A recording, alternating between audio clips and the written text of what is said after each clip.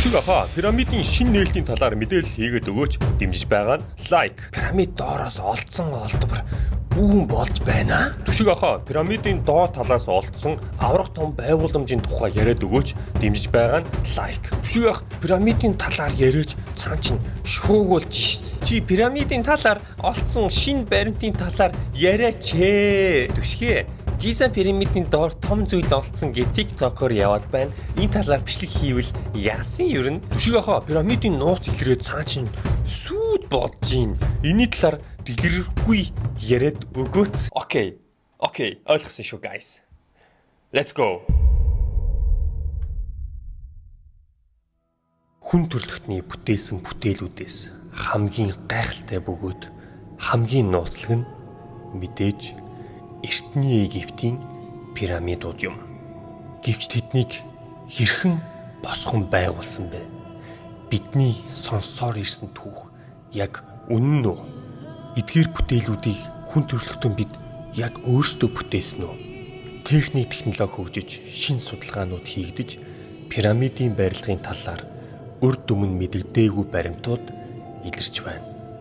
Өнөөдөр бид Эртний Египтийн пирамидуудын талаар сонирхолтой баримтууд болон онолуудын талаар ярилцуулна. Тухлан суугаад таалан сойрхоно.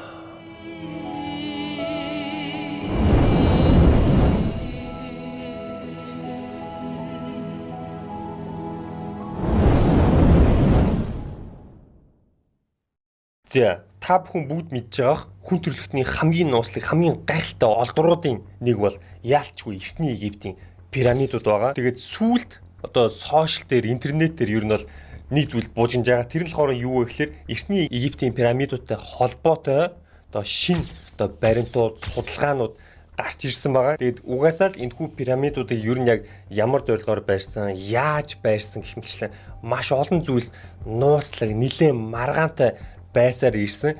Энэ дээрээс нь нэмээд бүр ингэж итгэхийн аргагүй баримт гараад тэгэхээр энэ бол бүр нэлээд буужигнах сэтлийг бол өгсөн.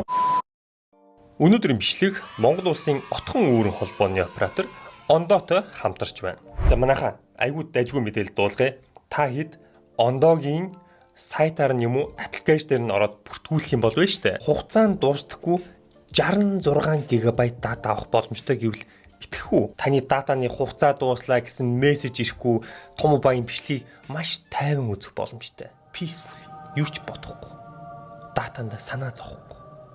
Тэгээ ер нь яг хэдэн сарын турш би 66 ГБ дата ашиглах нь уу гэдгээ бас дуршиж үзэж болно. Доор description хэсгээр Ондоогийн аппликейшн татах эсвэл Ондоогийн сайтыг тавьчихын. Тэгээ та ороод бүртгүүлээд хугацаагүй 66 ГБ датагаа аваарай. Ингээд бичлэгтээ эргээд орцгоё. За хэдүүлээ гоё импэктэй явна. Эхлээд хэдүүлээ яагаад ер нь Египтийн пирамидууд хүн төрөлхтний түүхэнд гайхалтай бүтээлүүдийн нэг юм бэ гэдгийг ярилцъя. За нэгдүгээрт бол хэмжээ байгаа. Та бүхэн хэмжээг нь харж байгаах. Хүн хажууд нь ийм өчүүхэн жижиг байна. Тэнд бол ингээ морьтой хүн байна. Тэгэхэд бол энэ асар том байгууламж гэх юм уу те юу гэх юм. Дунджаар ойролцоогоор 4500 жилийн өмнө барьсан байгаа. 4500 жилийн өмнө. Тэгээ дээрэс нь пирамидын өнцгүүд нь яг дөрвөн зүг рүү тэгш хуваарлагдсан маш нарийн хэмжээгээ алдаагүй байсан тухайн үеийн Египтүүд бол энэ зүгчийг баримжаа одоо орны тал дээр ямар хөгцсөн байсныг бол харуулж байгаа юм. Тэгээ бүр гайхалтай юм юу вэ гэхээр хэдүүлээ ингээ ойртоод харах юм бол энэ маш наривчлалтай өрсөн чулуунууд байгаа. 2.3 сая шиг ийм чулууг бол маш дээд зэрэглэлийн бүр ингээ миллиметрийн наривчлалтайгаар өрсөн байгаа. Зөвхөн нэг чулууны гэхэд 1.5-аас 2.5 тонн хүндтэй. Тэгээ чулуунууд нь энэ газраасаа биш бүр өөр газраас зөөж авчирсан. Хэмжлэн энэхүү зүйлс нь эрдэмтдийн толгойг бол ер нь бол нэлээд гашлахсан. Энэ нөхдүүд ер нь яаж энэ хэдэн сая чулуу, энэ хэдэн сая тонны энэ хэмжээтэй энэ олон чулуу зөөж авчираад ингэж химжиж, ингэж бариад, ингэж ер нь яг яаж ингэж хийвэ? Тухайн төмөр багаж хүртэл гараагүйсэн гэж байгаа. Одоо бол сая шиг харагдаж байгаа ч гэсэн яг тухайн үед яаж харагддаг байсныг бол эрдэмтэд ингээд өөрчилж харахтаа бол иймэрхүү байсан гэж хэлсэн байгаа. Маш нарийн ингэж зорж тишхэн цагаан ингээ эсэн цүлд цагаарч гоё ингэж харагддаг те ингээ орой дээр ийм алтаар ингэж бүрсэн те. Тэгээ дотор нь бол ийм хонгил өрөө хэсгүүдтэй доотлын ийм бүр ийм өрөө байна. Дунтлынх нь одоо энэ Queen's Chamber буюу одоо хатны өрөө гэх юм уу, хааны өрөө гэж байдаг. Тэгээд эрдэмтдийн ер нь бол өнөөдрийн хүртэл юу гэж ярьж ирсэн бэ гэхээр энэ одоо эртний Египтийн пирамидууд бол тухайн үеийн фараон хаадуудын одоо булшийг хүндэтгэлтэйгээр бол хадгалах тэр одоо байгууламж гэж бол тайлбарлаж байгаа. Тэгээд яг пирамидаас бол хизээж одоо яг булш нь бол одож байгаагүй. Тэгээд дотор нь бол яг энэ булш буухан байсан байх өндөр магадлалтай ийм зүйл олцсон учраас хамгийн логик хариулт нь бол тэр болж исэн. За сүүл тэгээд юу олдоод ямар мэдээлэл гараад хүмүүсийг буужнуулаад байна вэ гэхээр яг одоо бид нар Daily Mail дээр гарсан мэдээллийг харж байна. 3 сарын 23-нд гарсан мэдээлэл. Тэр хавцаа бол буужсан хэдхэн хоногийн өмнө те. Тэгээд байна шүү дээ яг одоо хэдүүлээ харж байна. Khafre пирамид гэж байгаа юм. Тэгээд Giza-гийн пирамид гэж байгаа юм. Menkaure пирамид. Пирамид бол ганцхан пирамид биш, олон пирамид байгаа. Энэ гурваас ер нь нийт хэд гэдэг вэ? Нэлээд олон. Харж байгаа. Дэлхийд дээр бол бараг 1000-аад пирамид байдаг. Египт, Судан, Мексик, Хятад, Перу гээл те. Тэгээ бидний ярьж байгаа пирамид нь болохоор энэ Khafre пирамид байгаа юм. Доошоогоо ийм 8 ширхэг цилиндр хэлбэртэй хоёр игнээ олоод ингээд дөрөөр доошоо 600 метрийн гүн бол ийм зүйл олдсон байгаа. Харж байгаа энэ яг ил болгосон зураг нь байна. Одоо энэ пирамид байдаг гэж тахад доошоогоо 600 метрийн урттай ийм 8 ширхэг босоо баган гэх юм уу да тий. Тэгээ энэ баган тус бүрийн диаметрийн дунджаар бол 10 метрийн өргөнтэй ийм одоо багнууд олдсон гэж ярьсан байгаа. Ер нь бол гайхалтай. Тэгээд тэрхүү нээлтийг олон танилцуулсан эрдэмтдийн баяг бид бүхэн харж байна. Armando May, Nicole Giccolo, Filippo Blondi, Corrado Malanga Итали эрдэмтэд гэсэн баха тий. Итали эрдэмтдийн баг тийм байна. Итали эрдэмтдийн баг бол энэ бүхний ил болгосон. Тэгээд та харж байгаа. Ер нь бол итгэхэд бол нэлээд хэцүү. Тэгээд Египтийн пирамидуудыг бас дээрээс нь олон жил судалж байгаа шүү дээ. Өмнө нь ягаад энэ бүхний хараагүй энэ том барилга байгууламж Египтийн доор байх чи ягаад анзаараагүй юм бэ те. Үүний хариулт нь бол технологийн хөгжөлтэй бол холбогдох гээд байгаа юм. Өмнө нь бол энэ одоо зүйлийг мэдрэх газар доошоо ингэж гүнзгий мэдрэх технологи нь бас ингэ хангалттай байгаагүй учраас тэрийг бол ингэж анзаараагүй явж исэн гэж бол ярьсан хүмүүс байсан. Тэгээ өөр нэг онол нь юу вэ гэхээр хэрвээ яг Египтүүд энэ зүйлийг бариагүй, Египтүүд хэрвээ олсон бол яах вэ? Өмнө одоогоос бүр хөгжсөн ямар нэгэн соёл иргэншил энэ Египтийн пирамидуудыг бариад тэгээд Египтүүд бариагүй зүгээр олсон бол яах вэ гэж бол ярьсан байгаа. Ер нь бол маш сонирхолтой онол, Тэгээд энтэй жоохон гой зэвүүн таарж байгаа онол нь юу вэ гэхээр энийг Дайнэ гэд бичсэн хүний комент байна. Никола Тесла пирамидуудыг хараад ер нь ингээд энерги одоо гаргах дэлхийн одоо натурал тэр хэлбэлзэл vibration тэр чичиргэн дээр тулгуурлаад энерги гаргах одоо тэр зүйлийг бол онл болох гэж оролж ирсэн. Тэр нь болохоор Wardenclyffe Tower. Никола Теслаг бол хэдүүлээ өмнө олон ярьж исэн өнөөдрийн технологийн нэлээд өндөр хувийг бол хийж ирсэн маш одоо гоц ухаантай хүн байгаа. Тэгээд тэр хүн яг одоо бидний харж байгаа зураг нь энэ байна. Тэр хүн яасан бэ гэхээр 1917 онд юм уу те? Биш 1900-аад оны үед шүү. Энэ 17 онд нурсан нь байна. Энэ хязгааргүй утасгүй эрчим хүч гэдэг зүйлийг гаргах гэж нэлээд ажиллаж исэн байгаа. Тэгээд Tesla-гийн бодож исэн зүйл нь юу вэ гэхээр эрчим хүчийг хязгааргүй утасгүйгээр дэлхийд даяар ер нь ингэж яагаад тарааж болохгүй юм бэ гэсэн юм онол байсан байгаа. Тэгээ хувилдааны онол дээр юу гэж яддаг вэ гэхээр Tesla яг үндэ энэ утасгүй эрчим хүч цацах технологиг бол хийсэн. Гэхдээ энэ бизнесийн хувьд бол ямар ч ашиггүй байсан болохоор ямар ч ерөөсөө дэмждэггүй гэж ярьсан байгаа. Тухайн үед бол Thomas Edison, JP Morgan гэдэг ч юм уу те нүүрснээс эрчим хүч гаргаад ингэж цахилгаанаар одоо дамжуулдаг. Өнөөдрийн бидний хэрэглэж байгаа энэ цахилгааныг одоо бүх дэд бүтцийг бол ингээд хийцэн байсан. Тэгээ Америкийн тэр хитгэн том монопол баячууд нь тэр нүүрснээс одоо цахилгаан гарах тэр нүүрсний уурхайнуудыг эзэмшсэн, галт тэрэг замыг эзэмшсэн, хог дамжуулах шонгийн моднуудынх нь одоо үйлдвэрийг эзэмшсэн. Ер нь бол ингээд яг хідэн том компаниудыг бол ингээд эрхэнд байсан гэсэн байгаа. Хэрвээ Tesla-гийн энэ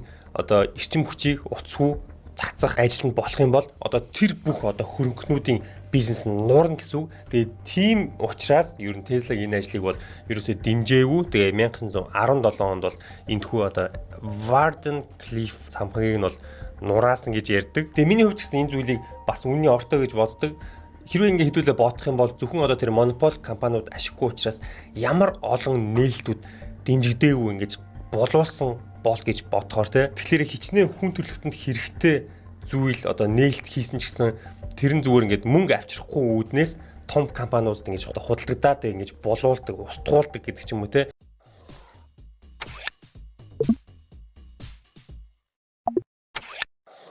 Тэгээ ийм зургууд бол дээрээс хойш нэлээ явсан. Хэрвээ сүүлд гаргасан эрдэмтдийн тэр мэдээлэл үнэн бол ер нь ийм хөл юм байгаа гэсэн үг баг зөвхөн бид нар баг оройг нь л харж байгаа юм шиг те том барилгын. За хэдүүлээ монголчууд ер нь юу гэж бодож байна сэтгэлийг харцгаая. Apox TV болсон байна. Эрдэмтэд Гизагийн пирамидын доор байгаа 8 босоо цилиндрүүдийг синтетик апертурын радар технологиг ашиглан 648 м гүн хүртэл сунсан цилиндрүүд оршин байгааг илрүүлсэн билээ. Эдгээр цоргууд нь 648 м хүртэл гүнд хүрээд цааш дахин 80 метрийн хэмжээтэй куб байгууламжтай нийлэх бөгөөд энэ куб доош дахин 2 км хүртэл хурж байгааг онцолсон гэж байгаа байхгүй юу. Тэгэхээр зөвхөн 600 хэдэн метр доошоо биш, доошоогоо дахиад бүлгтэн 2000 метр гүн хүртэл байна гэсэн үг. Хэрвээ энэ мэдээлэл үнэн гэдэг нь батлагдах юм бол зүгээр аимшигтай. 2.6 км гүн байгууламж гэх юм бол бараг хүн төрөлхтний түүхэнд байгаагүй тийм том зүйл болж хувирна. За тэгээ бичлэг постлсон байна. Уг пирамидны суурийн ойролцоо 5 адилхан бүтэц байгааг бол илрүүлсэн. Эдгээр нь геометрийн хонглоор холбогдсон бөгөөд олон давхар бүтэц, налуу, дээвэртэй. За уг байгууламжуудын доор дахиад 8 босоо цилиндр хэлбэрийн худаг байх бөгөөд эргэн тойрондоо мушгаа замтай. Худгууд нь 648 м гүнд доошоо хүрдэг. За газар доорх худгууд доороо тус бүр 80 харьцах 80 м хэмжээтэй хоёр том шоо хэлбэрийн байгууламжтай бол холбогдож байгаа. Эдгээр цилиндрүүд доош явсараад хоёр том байгууламжтай холбогдож байна гэсэн үг. За эдгээр бүх байгууламж нийлээд 2 км урт газар доор тогтолцоог үүсгэж байгаа нь Гизагийн бүх пирамидын доогуур үргэлжилж байгааг бол харуулж байна. Судлаачид бол радиологийн технологи ашиглаж пирамидын доорх бүтцийг 3D хэлбэрл бол шилжүүлээд ийм нээлттэй бол хийсэн байгаа. SAR технологи нь бол гадрууг нэвтлэх чадвартай. Радарын долгион ашиглан гүнд орших байгууламжийг бол дүрслэх боломж олгодог ийм төхөөрөмж байгаа. Маш сонирхолтой. Би энэ пирамидыг зүгээр нэг гурвалжин бишээ гэж мэдээд байсан юм. Ингиж нэг батлагдах гэж. Хүмүүс пирамидыг бариагүй. Зүгээр л далд ортолт нь илс зөөж болсон бол яах вэ? Яалч хүн төрлөختөн хийсэн гэхэд итгэмээргүй болгож байна гинэ. Харин тий. Эсвэл харь гарийнхан тусалсан, эсвэл өөр бүр хүнээс илүү соёл иргэншил байсан, эсвэл X-Men дээр гардаг шиг X-Men-д тусалсан байж. Нэр X-Men дээр нэг зөвөн хэсэг байдаг та нар мэдэх үү? Энийг үзчихсэн та нар. Зөвөн хэсэг энэ надад толгоноос ерөөсө гардаггүй энэ хэсэг.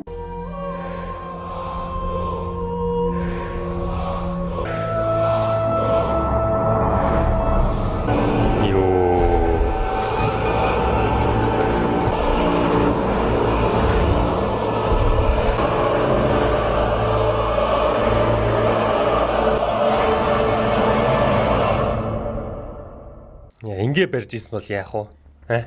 Бараг энэ 2009 оны Transformers чинь хөөрхөн зөгнөлттэй. Transformers-ээр бас ингэж гардаг юм уу? Кино зохиол ном дээр гардаг зөгнөлт зүйлс ихнээсээ биелээд яваад л байдаг баха. 70 оны сансрын хөл гаригтай кинон дэр Transformers харийнхны эрчим хүчин их үүсвэр байвал яах вэ? Тийм үү? Оо, Transformers тэр ийм гардаг юм уу бас? In moments will be at firing strength. Юу, энэ чи бас амар гэсэн үг шүү дээ.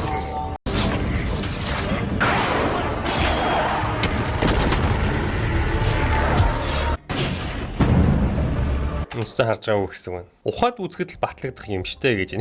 Нэр зүгээр ухаал үзчихлээ тэхүү. Хальт ухаал үзлээ гимтэхгүйгээр ус дамжуулах систем байсан байж болох уу гэж байна. New York Post, Daily Mail гэх сонирнгуудаар бол үнэхээр гарсан мэдээлэл байна лээ. Энэ сонинууд бас 100% баттай их сурвалж биш. Гэхдээ сэвэд байдаг fake news source бас биш. Тэгэхээр үнний ортой байхаа л гэсэн байна шүү. Tesla анх таамаглаж байсан гинлээ. Одоо батлагдах тийшээ болж байна да гэж байна. Жуулчтай нэмэх гэж ийм мэдээлэл гаргаж байна гэж бодох шиг хаахаа элдвэл юм бодогдох юм баталгаадаа болсны дараа итгэнэ гэж. Харин тийм. Хэдүүл яг баталгаатай болох нь хүлээн шүү заяа. Одоо л би итгэчмээр л яг үннийг хэлэхэд. Яа ийм сүртэй зураг яваадсан шүү дээ нэрээ.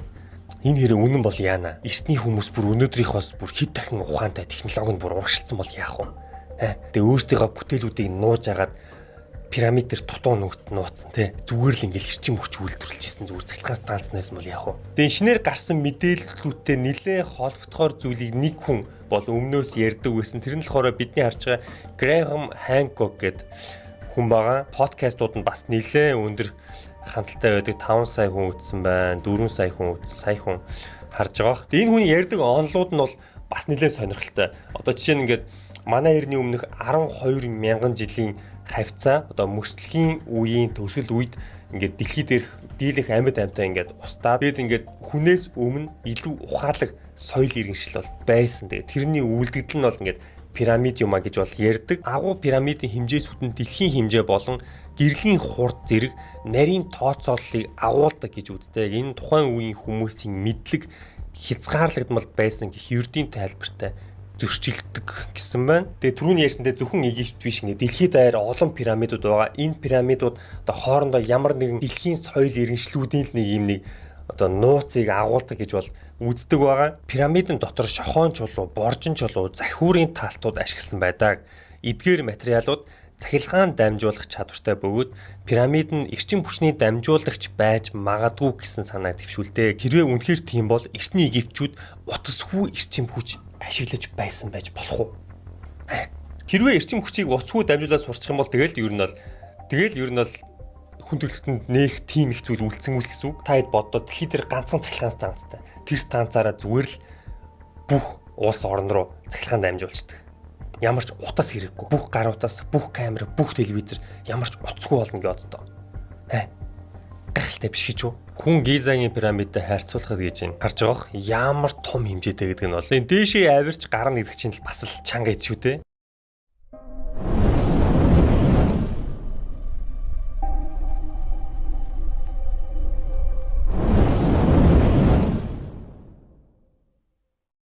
За тэгээ ер нь бол иймэрхүү мэдээллүүд гарсан. Нилээ хүмүүс бол бужнуулж ийн эрдэмтэд хоорондоо талтж ийн хүмүүс хоорондоо талтж ийн. Би бол энэ дээр яг логикоор бодох юм бол худлаа гэж бодож ийн. Гэхдээ миний сониуч зан үнэн байгаасаа гэж бодож ийн. Та нар юу гэж бодож ийн? Сэтгэлдээ доор бичээрэй. Тэгээд дараагийн бичлэгээр уулзлаа. Түр баяртай guys.